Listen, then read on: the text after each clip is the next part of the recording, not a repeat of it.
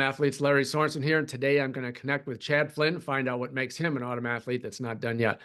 But before we start, remember, if you enjoy our content, please like, subscribe, and ding that bell for notifications. All right, first of all, Chad, thank you so much for joining us. Really appreciate you taking time out of your schedule. Why don't you kick this thing off with giving us an introduction of yourself? Okay. Thank you, Larry. It's great to be here. My name is Chad Flynn. I'm from Minnesota, and I grew up right here in Minneapolis and spent most of my life here. I'm married.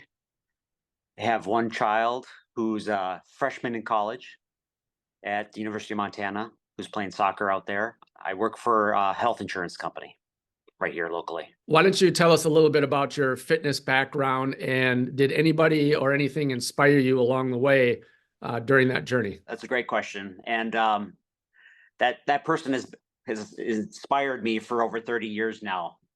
So one day I was running around the Minneapolis lakes and I saw this woman coming onto the path. I said, "Oh, I got to catch up to her." But I'm kind of an introvert. So I just said hi and then I flew by her. And then like 5 minutes later, I felt like somebody was on my tail, and it was Mary. And I said, "Well, how come you're not in New York today?" It was the day of the New York Marathon. So that was my come on line. And she goes, "Oh, I just ran Twin Cities." I go, "Oh, I did too." So we ended up running 12 miles together that day. And then I asked her out, and we went out the following week and had a blast. I was still living at home. I was like early 20s. And I knocked at my parents' bedroom door and said, "I just went out with my wife." So from there, Mary was really good at, speed workouts and elevating my times.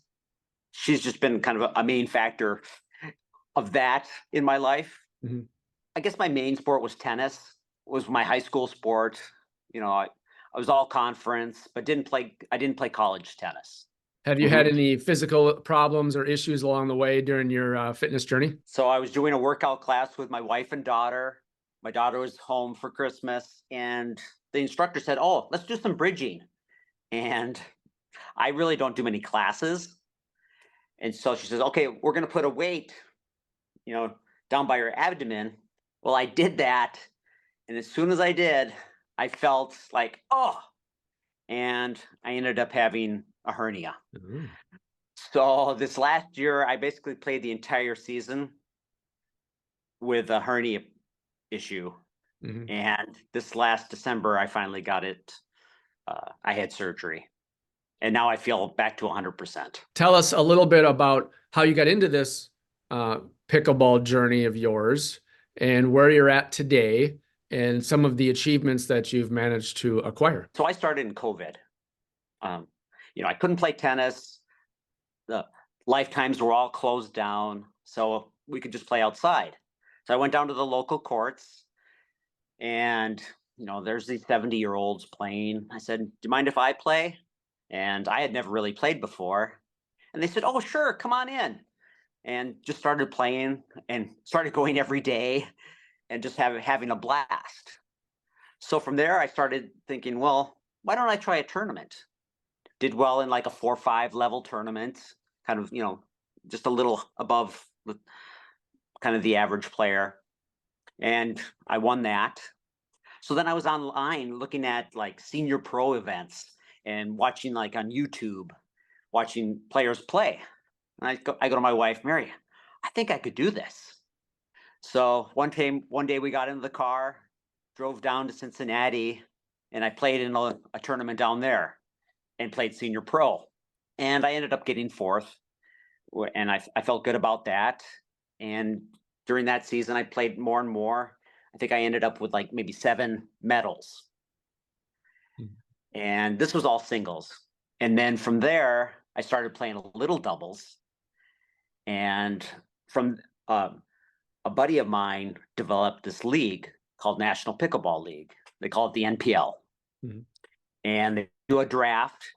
And this was just last year where they do a draft of basically like 110 people. And there's like 18 on a team, and there's 6 teams, and they're all in the nation, throughout the nation. And we would play events, 6 events total at Chicken and Pickles. And I was drafted by a team from Indianapolis. We went from third place most of the season to winning the national title. Just this last week, I played in the Indoor USA Championships, which was in my home state, and ended up taking gold. So at the PPA, you won the singles. Did you play any doubles events? I did. I got fourth in men's and third in mixed. Are you currently training or looking at any particular events that are coming up in the near future? I think my main one that's coming up would be the US Open. So I'm playing singles there. And then there's this one called Split Age, where you play with a younger pro. So I'm really looking forward to that. Yeah. And that's in April down in Naples, Florida. And you're going to play singles strictly, or are you going to play doubles in the seniors? I am going to play doubles in the seniors. That's, I think, the last day I'm there. And I'm playing with a gentleman from Australia. Oh. His name is Martin Clark. Tell us a little bit about, off the court training, running, weightlifting, whatever it is that you do to be physically fit.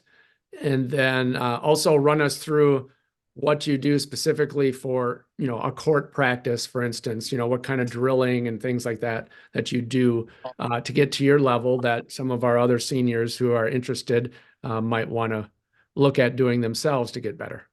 So one of the things I'll do almost every week is I'll probably run 6 miles like early in the week, and then I'll do another 6 miles at the end of the week. In between that, one of my sponsors is Stretch Lab. So I usually go there once a week and just basically it's a full body stretch where somebody's helping you, which at my age is really helpful. I'll do a little yoga, also lift weights, probably 2 or 3 times a week. And then when I'm on the court, it will either be kind of working on my doubles game or my singles game, where I've got, different drills depending on what's coming up in my near future. What are a couple of your favorite drills? One drill that I do that helps both games is on your third shot drop, where I'm just playing one guy in singles. You have to drop it on your third shot, no matter what. And then you play out the point. And you would be amazed how many times you'll win that point with the third shot drop, even in singles. I feel like that helps me a ton. We play a lot of like 7-11, where there's one guy up at the net, one guy's back, and you're just trying to, beat that person at the net. Okay. I do that a lot. We'll play skinny singles just so that you'll show a little more accuracy. I'll do a lot of serves and returns. So if you had some advice for someone in the early stages, particularly with serving, what would you recommend them to try to accomplish with their serve, or what type of serve would you say would be good for them to start with? I think a couple things that really help, definitely that deep serve, but then also just how you're standing at that line can benefit you greatly. Kind of a wider stance, so that you can really turn your body. And I've just actually started doing that more, where I've got more of a wide stance and putting a little more power on my serve. Tell us a little bit about your approach to diet and nutrition. Usually 3 meals a day, mostly like cereal or oatmeal in the mornings, probably a salad or a sandwich in the afternoon, and then maybe like yogurts or carrot sticks. I kind of have those quite a bit in the afternoon for a snack, or healthy bars for my dinner, chicken, some kind of meat with vegetables, something or pasta. So it's kind of somewhat healthy. I don't eat very many fried foods. My weakness is definitely pizza. So you don't put a lot of time and effort into things like counting macros or any of that kind of stuff. You just try to eat cleanly and for performance, more or less, it sounds like. Exactly. Yes. Yeah. At this point in life, what motivates you to keep going, to keep training, keep playing competitively, keep eating well? Why do you do it? it actually just brings a smile to my face to be on that court, to see what my body can do and what my mind can do. You know, when you're down, let's say 2-10 in a game and you come back and beat the guy. I've never had that kind of, yes, I love my day job. And this is something where I love practicing, I love playing, and just, I get up in the mornings and I want to play. How do you train throughout the year? Where do you play? Do you have a place that you can play, outdoor, indoor? Tell us how you do it through the Minnesota winters. Let's put it that way. Lifetime Corporate is here. So we have about 10 different lifetimes throughout the cities. So that's mostly where I play. Unfortunately, being in Minnesota, that early spring, when I go to Arizona or Florida, my game isn't the best. Yeah. Yeah, it takes me a while. Those lifetimes have kind of that outdoor surface in them, correct? They do. Yeah. So if you had to share a secret sauce with our other autumn athletes, what would it be?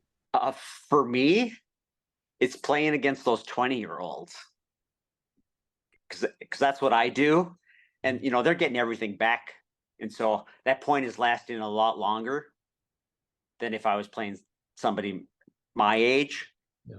And so that's definitely helped me. Chad, I want to thank you for taking a few minutes here to talk with us a little bit. I'd like to wrap things up here by giving you the opportunity to just address our audience with some final thoughts. Thank you again, Larry, for taking the time to talk to me. It's been a blast. I hope I see your viewers on the court. Sounds good. I'm sure you will. I know we've got some pickleball enthusiasts out there. There you go, folks. Chad Flynn, an autumn athlete that's not done yet.